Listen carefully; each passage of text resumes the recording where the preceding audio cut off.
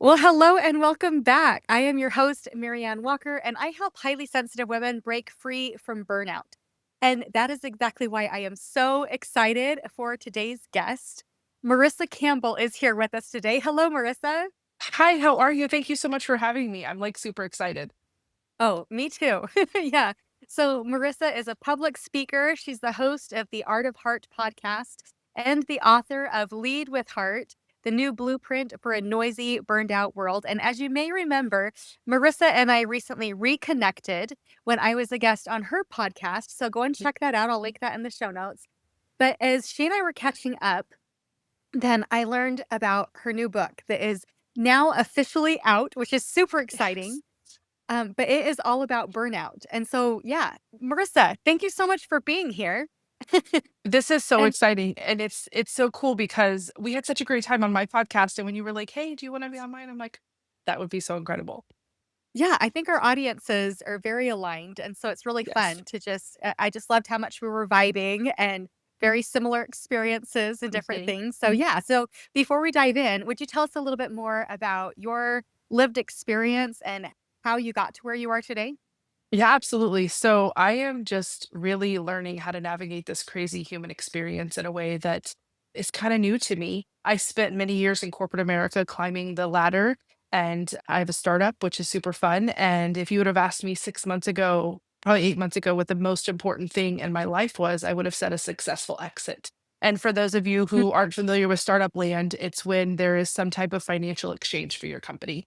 And it mhm. makes you as a human in the business world, and I'm doing air quotes, super valuable because then you can go and fundraise and do anything your heart desires. And so it's like the ultimate goal in startup land. And Mhm. then through a series of events, I realized I didn't actually care about those things anymore. And it's not that I Mm, don't want to work hard, but that I don't, that isn't what brings me joy. And it led me to build Lead with Heart and then Art of Heart in parallel because we are this and that. And so I am super lucky to have traveled most of the country. My last state is Hawaii. And I get to be an aunt, which is amazing. And I'm just really excited to begin this new chapter as the version of me who looks like this, but is super different on the inside. mm. Yeah, so just to give a little plug for your podcast, tell us a little bit about what you do over there, because I think that my audience will be very intrigued. Absolutely. So, Art of Heart is really like, so when I went through this journey about 5 months ago, I had a somatic release, which basically just means I released a whole bunch of trauma and I was in the throes of burnout and I was really unhappy. And I was like unhappy to my core in a way that everybody kind of didn't get. And so, through this process, I did a couple things. Number one, I reconnected with a train of thought that I learned many years ago in counseling, which is what does your heart look like? And so I'm sitting in a hotel room in Sacramento, California, and I had just gone through this somatic release, and I was like, what does my heart look like? And so I started Mm, journaling and I call them waypoints. So the waypoints are like the big things that if you were like getting to know somebody or your family or friends were sitting around, they would talk about mm, these big moments, right? These are waypoints. And so I started thinking about what my heart looked like in those points.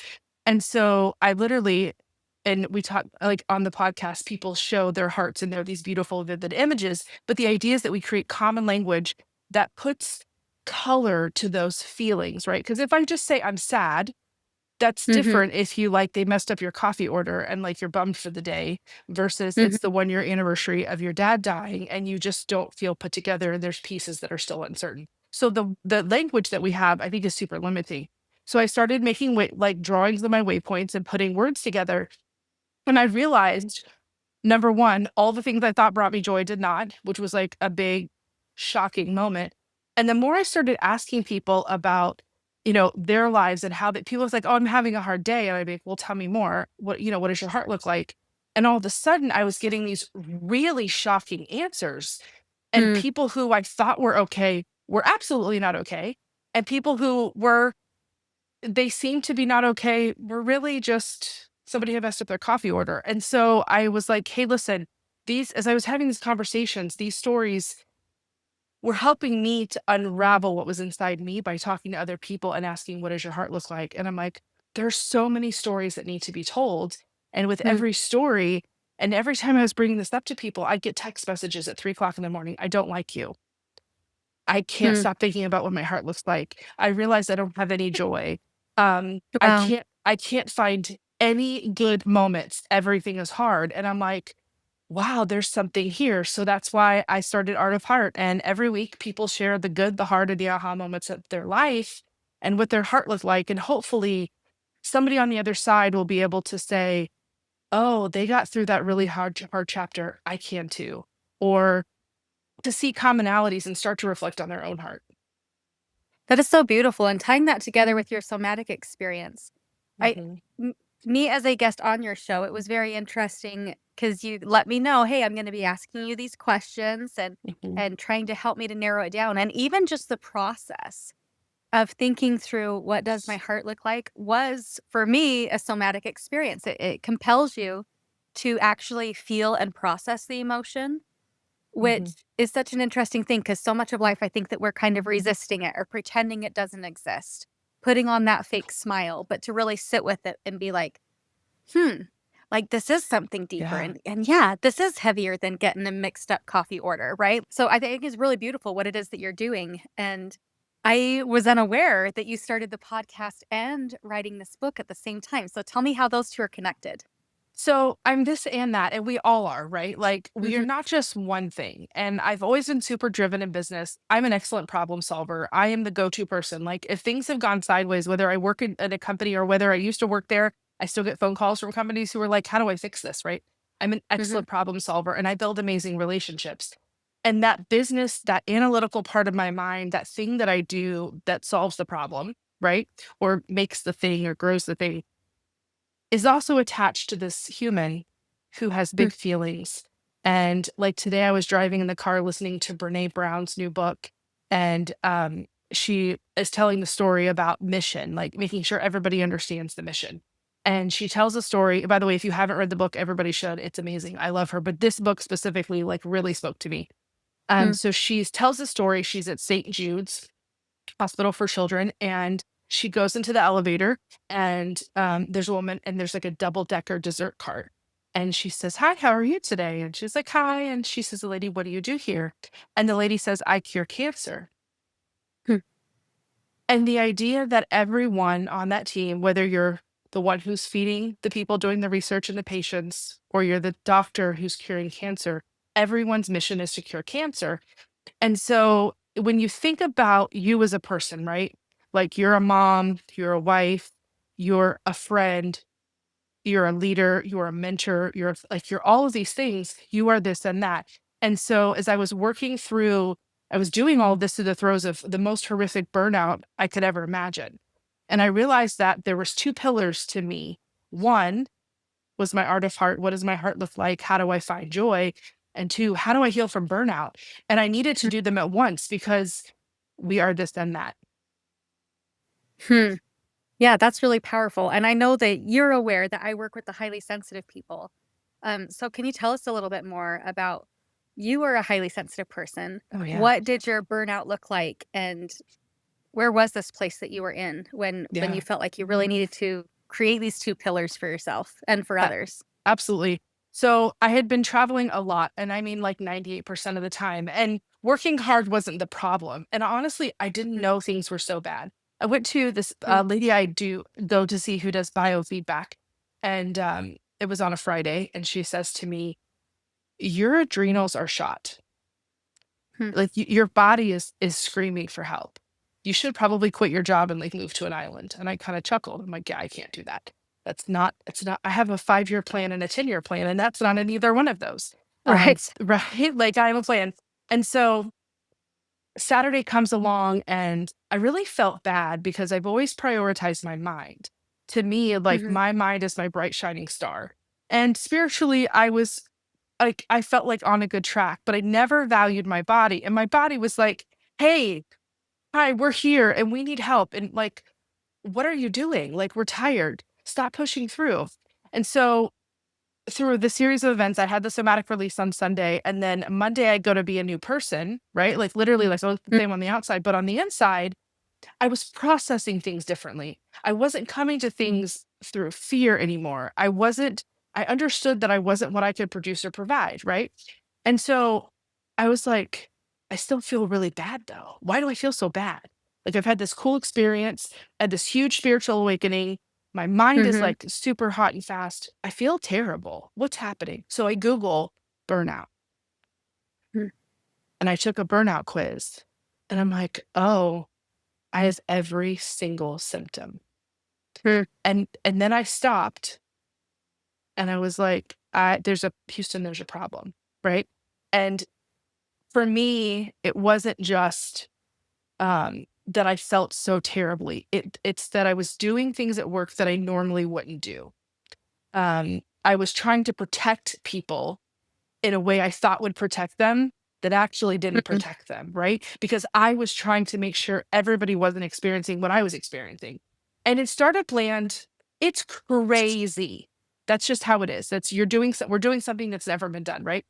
And so I realized that things were just really not good and I needed to figure out how to make things better. And when I say not good, I wasn't sleeping. I wasn't like I would listen to music and I wouldn't normally like I will break out in song in the middle of a grocery store if there's a song overhead. Like I wasn't doing that. I was so cold to people and not cold like not caring, just like very mechanical, Hmm.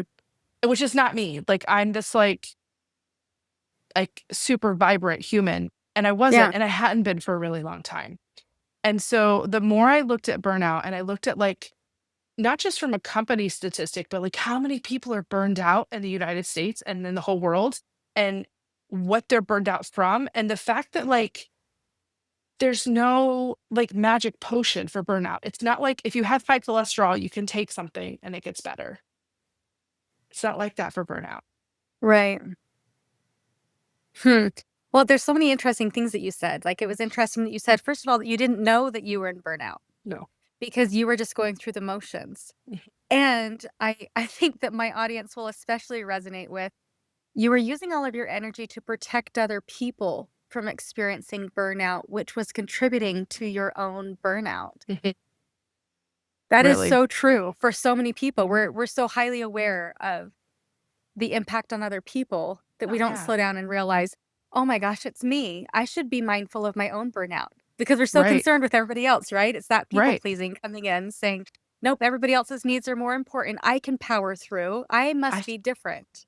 I can just do it. Like I can take that on. And you know, as a leader, and I've been a leader for a really long time. I worked for a large Fortune 500 company managing a Mhm. half a billion dollars worth of revenue. Like I've been a leader. I understand big responsibility. And I could always delegate. That was never I could always, hey, can you do this? Hey, can you do that? But when the burnout got really bad, I didn't want to delegate because I was like, everyone else must feel this overwhelmed. Right. Wow. Everyone else must feel this way because you were small. We're part of a small team. And so I thought, okay, I'll just take that on. I can do that too. And it wasn't a matter of the work. Again, the work was not the problem. It was the fact that I was running at such a diminished state, right? Mhm. Like, and this is one of the things I learned through my process of healing and wrote about in the book, but like we show up every day and we put ourselves into whatever day we have planned. Most people don't wake up in the morning and say, how am I showing up today? Mhm. What can I how can I insert myself into the day? Or how do I insert the day into myself, not insert myself into the day? Very different things. Mhm. Hmm. That's so interesting. And when you said that, well, everybody else must be feeling this way. It's so interesting because I think that there's 2 kinds of people in the world. There's people that have learned to use burnout as a cue that they need to ask for help. And then there's those of us, and I fall into the same camp, Mhm. where it's, "No, when I'm burned out, it's my cue to do more Mhm. because probably everybody else is just as burned out, and so I have to take on more." And it's such an interesting contrast Yeah. between those 2. Yeah. And there's no room for error, right? Mhm. Like when you have so much on your plate, and I kept saying, I know that I'm the holdup.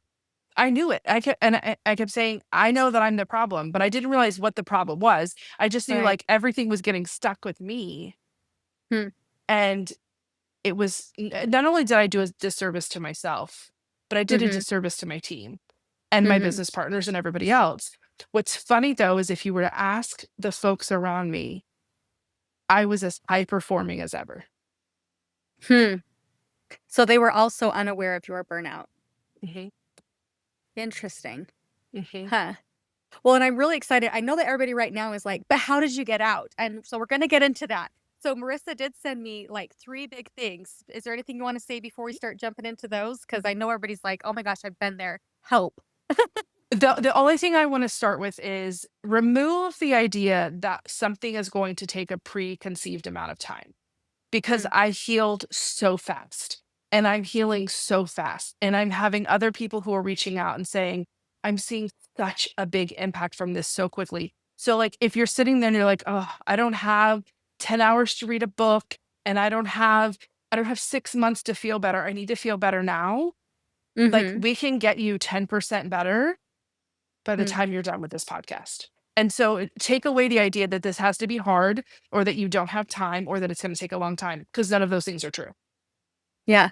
Boy, that's an amazing promise. You are going to feel 10% better just by listening to the end of this podcast. That's Absolutely. awesome. And I love that encouragement that it could happen faster than you think. Oh, Cuz yeah. when we're in that burnout, we know that more than likely you've been in that state for a long time, right? Yeah. And so the brain wants to say, well, it's going to take forever to get out because I've been here for so long. So Mhm. how encouraging to discover that it actually happened. The change was created faster than you thought. Oh, That's way awesome. faster. Way faster. Oh, fun. Okay, we're gonna jump Okay. jump in because this is just so juicy. Okay, so tip number 1 is learn to check in, not check out. Tell us about that. Mhm. So the first thing that I noticed is that I would just whatever I had calendared for that day. So, like, I had mentioned to MaryAnn before we jumped on, like, I'm still running my startup, right? So I did my first site visit at 7 a.m. I'm in Florida right now traveling at in Naples, and now Mhm. I'm in Orlando. So, like, I've had a full life today. And what would happen is I would just have a full life, but I would never check in on myself. And so the first thing I realized is that we carry a phone around with us everywhere we go, right? And if you look at Mhm. your phone and the battery is red and you're going to leave the house, what do? You plug that thing in. Right. You plug it in, you make sure you have a car charger, you take a battery pack, you do something. You Yeah. assess the state of your battery before you walk out the door. Mhm. The first thing I started doing was assessing the state of my battery. And so I started Mm. thinking about myself as a giant battery, right? So I'm like, okay, where am I at today? And for the first 3 weeks, I was in between single digits to like 10%. So Wow. 100 being a full battery and zero Mhm. being, I was in this 0 to 10 range every Hmm. day. And the shock that I felt when I was like, okay, how did my battery feel today? And the very first day, it was like 5%. And I'm like, 5%? I have 6 1-hour conference calls. I've got 14 deliverables, and I didn't have time for that. Yeah. But instead of pushing through, I thought, okay, because the battery is an indicator of like how much power you have. And Mhm. it's not a science. My 10% is going to be different from your 10%. My 70% will look different from your 70%. So you don't get caught up in that. Just think about yourself. Where's your batteries? Mhm. The next really important thing is to pick an emotion word, Hmm. because 40% scared is different from 40% excited, is different from 40% worried. Mhm. Like, those are different things, right? Like, so picking that emotion word really helps for you to tap in to say, how am I feeling today? Mhm. So that practice alone, that was like how all this started. And I'm like, okay, where's my battery? Okay, it's getting a little better. It's getting a little better. I will tell you, a few weeks ago when I hit 80%, I have a friend who I've been going back and forth with this as I've been going through Mhm. this process. And I called her and I'm like, I'm at 80%. She's like, you're at 80%? And I was like, I'm at 80%. And was like, I could take us to the moon. Like, I could build us a rocket ship and we could get to the moon. I'm at 80%. I can take over the world. Yeah. And it was just such a like it was such a moment for her to be number one excited for me and watch the healing. But number two, she's like, I'm only at 10%. And I'm like, okay. And then I'm like, how can I help you today? So Hmm. the entire concept of the book, which I'm very excited, everybody can see the cover. The Beautiful. thank you. The entire premise, and I'll flip to the page, is that you start your everyday with a heart check-in. And so it's Mhm. HEART. So it's how is your battery? What's your emotion word? Alignment. So I talked about like showing up in your day, like how are you showing up today? What are things you need to Mhm. move based upon how your battery is? If your battery is super low, are there things you can shift and move to make it easier on yourself, to be a good version of yourself, like to be your own best friend? We talked about that when you and I did the podcast. Like, how can you Mhm. better align things? The next is relationships. So, what relationships need a touch base? Because inevitably, when things start to shift, there are relationships that need to be touched. And the last Mhm. is tether. And the tether is how you really get the battery increase very quickly. So, like, for example, if you were to wake up this morning and you're like, I'm at 25%, um, and you think about your emotion where you're like, I'm at 25% uncertain. The very first thing you should brush your teeth. Okay. But then the very first thing you should do is you should tether. And tethering is an activity that brings you back to yourself. Mhm. Everybody's tethers are different. And the more I ask people, like, what do they do to help themselves? It ranges from like going for a walk. Some people will just want to sit on the bench. Some people want to listen to music and like have a dance party in the kitchen and like just move their, body. Mhm. Everybody tethers different. And in the book, I help you figure out what your tethers are and to track them. But you can literally see a 10% boost by tethering in the moment you don't feel okay. Hmm. Because what you're doing is you're prioritizing yourself and you're telling your brain, hey, I recognize something's wrong. I'm going to contribute. And Mhm. that quickly you'll start to see an increase. And you just do it every day. Or if things start to feel off. So Mhm. like I had a really hard call yesterday at work and my battery was really high and some things had happened and I was like, I don't feel okay. I feel super, super, super anxious, but I couldn't figure out where the anxiety was coming from. And by the way, anxiety isn't necessarily like, it's like an alarm bell, like something's Mhm. wrong. Like, what do you need to look into? And I was like, okay, let me stop and let me do a heart check. And I realized I was feeling anxious because I wasn't prepared for my meeting, because I Mhm. had been on the road and in the car and I couldn't do what I normally do to prepare. And I was feeling anxious. I fixed the thing, but I would never have known that had I not worked on myself versus just Right. in my life. Yeah. Okay, so give us another example. Take Okay. us back to the days when Marissa's realizing she's at 5% in her battery. She has 6 one-hour calls waiting for her. What did that process look like for you to go through that heart check? Absolutely. So, a few months into this journey, I Mhm. was just really struggling. Like I was doing so much better in so many ways, but it wasn't fast enough, right? Like Mhm. I was in the throes of writing a book and launching a podcast and running a startup and basically cleaning up all this gunk inside my brain and my body that had been there for Mm. years. And I had through a long series of work events, I had on a Thursday afternoon, I'm like, I need to go to the beach. Now I travel a lot, so I have a ton of points, right? Like that's one of the Mhm. perks of traveling all the time. Yeah. So I literally booked a flight for the next day and I went to the beach. So I'm like, okay, I'm gonna feel better because I'm at the beach. Monday comes around. I have 6 hours worth of calls. Mhm. I've got deadlines for the book and I'm feeling super overwhelmed. And for me, overwhelmed looks like snappy. Hmm. I'm not like a paralyzed overwhelmer. I'm like a we need to get this done. We've got 14 things on the to-do list. I need everybody to stop what they're doing and get this thing done, whatever that thing is, right? And so I noticed I Mhm. was getting really snappy. And it was on like hour 3. And I was like, oh, I need to run a heart check. My battery's really low. And so I told my team, I'm gonna step away for 15 minutes. Mhm. And I literally turned off my teams and I stepped away for 15 minutes. And I went outside and I did box breathing as I walked.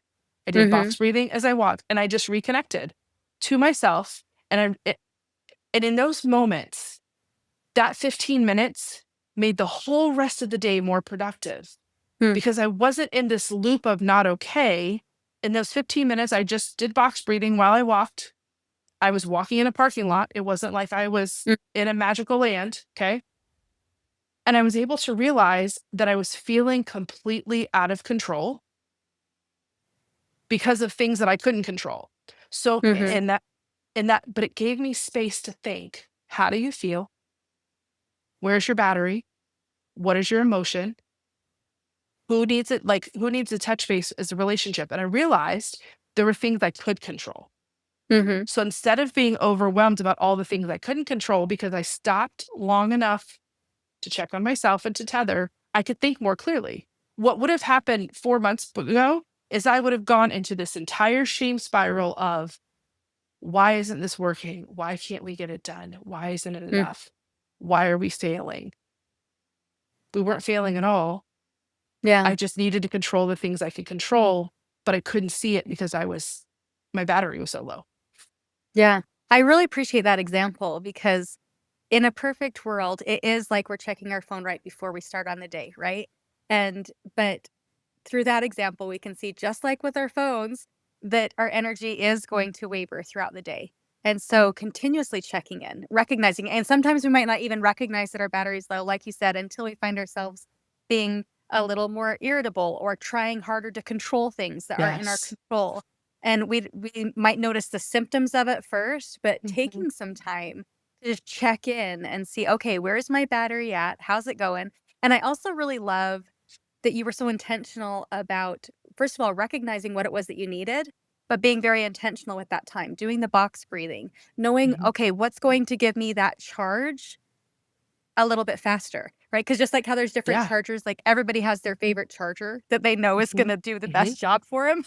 But Yeah. recognizing what's going to actually fill me up and taking the time for it. And, and now that makes so much more sense when you say that the recovery was a lot faster than you thought. Oh, yeah. I can totally see it's because you were so intentional about it. You plugged into the supercharger.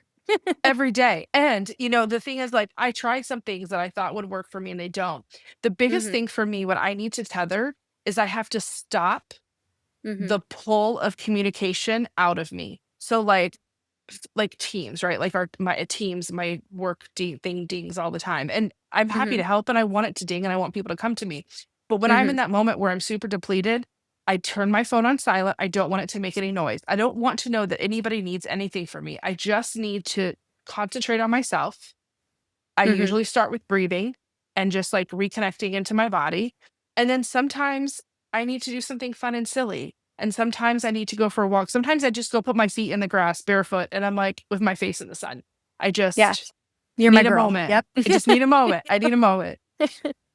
Yeah, I love that. Okay, so that was the first one was learn to check Mhm, in and not out. The mhm. second one is, and you kind of touched on this a bit, but name what you feel so it doesn't name you.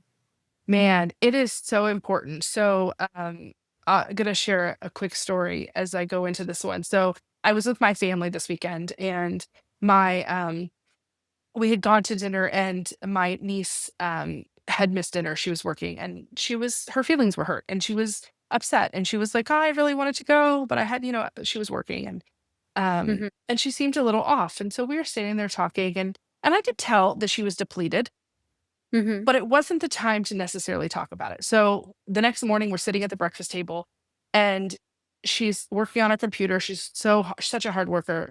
And I look at her and I'm like, oh, she's really not okay. And so I was like, hey, do you want to run a battery? Run a heart check? I want to know what your battery is. She's like, I'd really love that. And she closes her computer and she's like, I'm at 10%. And I hmm, said, okay. She's 23, beautiful, brilliant, the whole world ahead of her, right? Doesn't mhm, seem like an ideal candidate for burnout. And, I was like, "Okay, what's your emotion word?" And she sat for a minute, and she's like, "Uncertain." And her boyfriend was sitting there at the table, and mhm, he's like, "I'm 60%." And I'm like, "Okay." So if she's, 10% uncertain and he was 60% annoyed because he had to go to work, but there wasn't an actual real problem. He was just didn't wanna have to go to mhm. work that day, he wanted to hang out, Yeah. right? Totally fine. Um, all of a sudden, he realized that she was not okay and she was uncertain. And I'm like, okay, well, what are you uncertain about? And she's like, well, I'm uncertain about, the future and all these things that are out of our control. You know, how we get in our head and it just spirals. Mhm, And I was like, I think that you guys should go tether.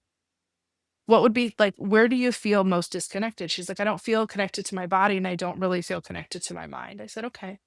So I was like, what if you go for just a 10-minute walk and play I Spy?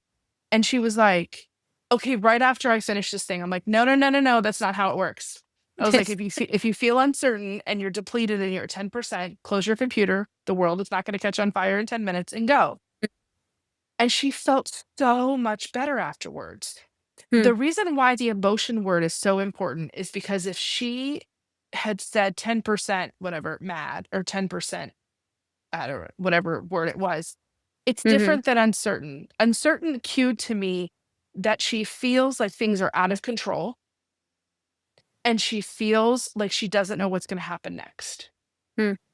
Right. And so you're able to handle things differently. Like if you called me and you're like, hey, I'm like 25%, like, okay, tell me 25% isn't ideal, right? It's not great, Mhm. but tell me more. And then you tell me a whole long story about your day.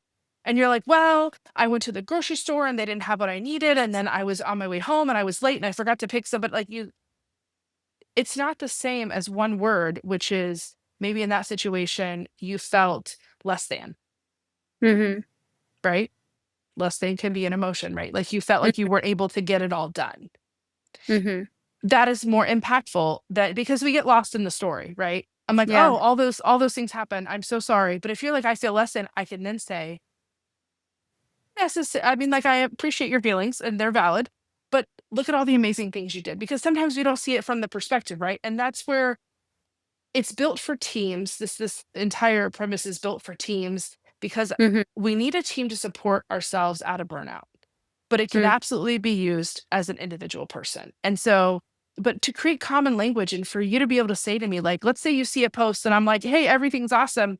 And you're like, I just noticed there was something a little off. And I'm like, I'm actually at like 30% um trepidatious or whatever, right? So Mhm. those words matter because sometimes we get caught up in all the story and or we don't assess it all. So being able to assign a single word really helps us hone in on how we feel. Yeah. Yeah, I love that. Just the naming it to tame it and seeing like, okay, what's actually coming up? Because I think you're spot on that sometimes we do get too caught up in our story Mhm. and to just slow it down enough to go, oh, okay. Huh, I'm feeling anxious. That's interesting. And then we can be more curious about it. Like, well, okay, so why am I feeling anxious? Is that actually the word I'm looking for? And then it gives you information because once you know what the emotion is, then you can actually Yeah. take steps to course correct, right? That, oh, Yeah. okay, well, I'm feeling anxious, but really I don't have to be scared. Right, right. But And yeah, I put exert together yourself. I put together a word bank because like I Mhm. found that I was going to the same like 5 words all the time. And Mhm. so there's a word bank that's part of a tool that's like 2 pages of words you can pick out. What I will Mhm. caution is that if you always are having the same word, like I had a few days where I was just mad. I was mad about everything. And what I realized is I wasn't actually mad. Um I was not taking the time to really understand what I was feeling, and I was just Mm. assigning it mad. I'm just mad, you know? But was I mad? Mhm. No. I was like, well, I've got a lot of the truth is I felt a lot of big complex feelings. They weren't necessarily mad, but I put it as mad. So, Yeah. finding those words and again, it's not about being perfect. Mhm. Yep, so true. Yep, I think that the bulk of people, they know 3 emotions. They know sad, mad, and glad. Mhm, And to really sit with it, like you said, okay, am I feeling angry? Am I feeling mad? Or am I feeling like things are out of control? mhm. Am I feeling inadequate? Am I feeling, there's so many different things that are underneath anger, but we don't usually take the time to really No. sit with it and notice those small differences. But also, when you're able to name it, you're able to recognize, oh, that's how that feels in my Yeah. body. Oh, I know that emotion. Yeah. And then you can do something, right? But you Yeah. have to take the time to pause and name it, and then, "Oh, Hmm. what are you gonna do next?" Yeah. I love it. Okay. And then tip number 3 is protect your energy like it's your livelihood because it is. Tell us more about that. I am the first person to want to help. I really have a servant's heart. I've always been this way. Mm. And when we were together last on my podcast, you talked about mowing the grass. And by the way, I've been talking about that nonstop. And Oh. to everybody, I'm like, listen, like, are you being a good best friend to yourself? Right? Like, what are you doing? So there's the oxygen mask theory, which we've all heard. You go on a plane, I fly all the time, and they're like, hey, you have a child next to you. Do you know you're supposed to take care of yourself first? Mhm. But we don't realize that when we don't take care of ourselves and protect our energy, above all things, we're not a good partner. We're not a good spouse. We're not as good of a parent. We're not as good of a friend. We're not as good at our job. We're not as good at anything because we're coming from a depleted resource. Hmm. It's like if someone would ask to borrow eggs and you brought them over empty eggshells, it's not the same. It's just not. And I didn't realize for how many years I had been doing such a disservice, not only to myself, but everybody I interacted with, because I was always just a shell of the person that I was. Hmm. The moment that I made the decision to protect me, my mind, my body, and my spirit equally, it just started shifting things so quickly. It's like once I prioritized myself, I got way more done at work. I am more efficient than I have been in years. I'm happier to be around. There was a situation this weekend with my family. They're always chronically late. I love them, but like time is not linear for them. And it was my best friend's birthday, and we had plans to be somewhere at 4 o'clock. Now, I know that there was no way we were going to be there at 4 o'clock, but old Marissa would have been ate up that we were not on time. There was people waiting for us. I would have been like, "Come on, you guys, we gotta go." I would have been like yelling at people to get in the car. And Mhm. instead, what I did was I thought to myself before the event, I know we're gonna be late. I know that it's not a personal attack on me. This is just how we operate as a unit. There's a lot of us. Mhm. So what I can do is number one, I made dinner for afterwards that would hold in a crock pot. So we weren't trying to do all this cooking. So I prepared for the situation. And then as everything was unfolding, exactly as I thought it would, and exactly as it always does, Mhm. I was able to protect my energy because I wasn't setting an expectation improperly, number one. And number two, it's okay. I didn't let myself get anxious. I didn't get myself get mad. I wasn't like trying to move them. I wasn't trying to control the situation or any of those things. I was able to be present because my battery wasn't depleted. My battery was full. I mean, I was probably at 75%, which in this journey is excellent for me. Mhm. And it was all okay. I was able to handle everything better. And in fact, we got in the car and one of my friends looked at me. She goes, "Who are you?" She's like, "The old you would have been like yelling at everybody to get in the car and we're late and you would have left." I was like, "Probably." And she's like, "Why are you so calm?" And I was like, "It's okay." And she's like, "But why is it okay?" I said, "Because I'm not depleted. And when we come to things depleted, we're never the best version of ourselves. That's why you have to Mm. protect your energy at all costs." I love that so much, and I love how that ties in with they check your battery, right? Because it also begs the question, okay, what do I want to spend my energy on? Do I want to spend my energy on trying to control people so that they show up on time? Do I want to use my energy to rage in traffic? Or do I just want to save it and just be like, okay, I'm just going to pause. I'm going to invest my energy where I want to intentionally invest it. But then you can actually invest into the things that Yeah. light you up and bring you joy Yeah. And it was and okay that that you're we were not late. showing up depleted. Yeah. Yeah, I it was love that. okay, right? We went to the escape room and we saved Igor and it was super fun and everything was great and it was all fine. But the old Yeah. Marissa would have been so upset that Hmm. we were late, that would not have enjoyed the event. I Hmm. would had I just would have handled everything differently. And it all comes back to like the root cause is I wasn't depleted. Hmm. I love that. I'm gonna be thinking on that a lot. Like, okay, what do I need to say yes to, and what do I need to say no to protect my energy? And Yeah. what would that look like? What would that do for me? Yeah. And if things start to go sideways and you start to notice your energy's depleted, how can you do Mhm. these small tethers to come back to yourself?